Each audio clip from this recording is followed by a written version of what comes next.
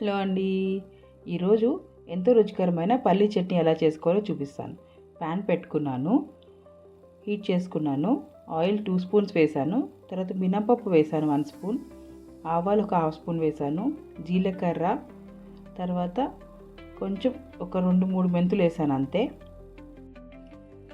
ఇప్పుడు కొంచెం వేగిన తర్వాత ఎండుమిరపకాయలు వేసుకుంటాను, ఒక 5 ముక్కలు చేసి పెట్టుకున్నాను. నేను పచ్చిమిరపకాయలు వేసానండి, ఒక 4 వేసాను అవి.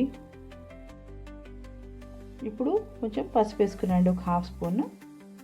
దాని తర్వాత ఇంగు వేసుకుంటున్నాను. ఇంగు ఆప్షనల్, మీకు కావాలంటే వేసుకోవచ్చు, లేదంటే మీ ఇష్టం, లేదా గార్లిక్ యూస్ చేసుకోవచ్చు. ఇప్పుడు ఒకసారి వేగనిద్దాం అంతాను.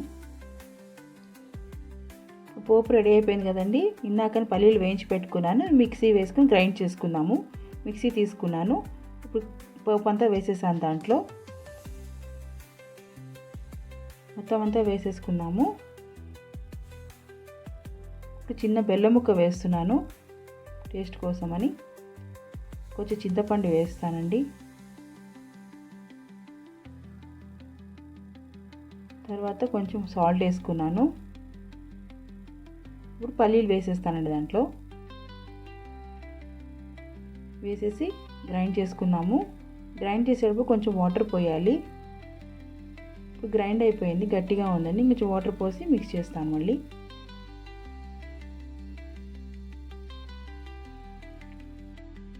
వాటర్ కలిపేసుకుంటాను కదండి, పచ్చడి రెడీ అయిపోతుంది. పైన పోపు వేసుకుంటాను. ప్యాన్ పెట్టాను, ఆయిల్ వేసాను, దాంట్లో కొన్ని ఆవాలు వేసాను, జీలకర్ర, 2 మిరపకాయలు. ఒకసారి వేగనిద్దాం వాటిని. ఉప్పు వేగిపోయిందండి. ఇది పైన కొంచెం ఇంగు వేసుకుంటాను. టేస్ట్ చాలా బాగుంటుంది ఇంగు వేస్తే. ఇది ఇడ్లీలోకి, దోశలోకి, అట్లోకి అన్నిటికీ బాగుంటుంది చట్నీ. ఇప్పుడు నేను సర్వింగ్ బౌల్లో తీసేసుకున్నాను. ఇది చిన్న చిన్న అట్లలోకి బాగుంటుంది. నేను అలా వేసుకున్న చిన్న అట్లలాగా.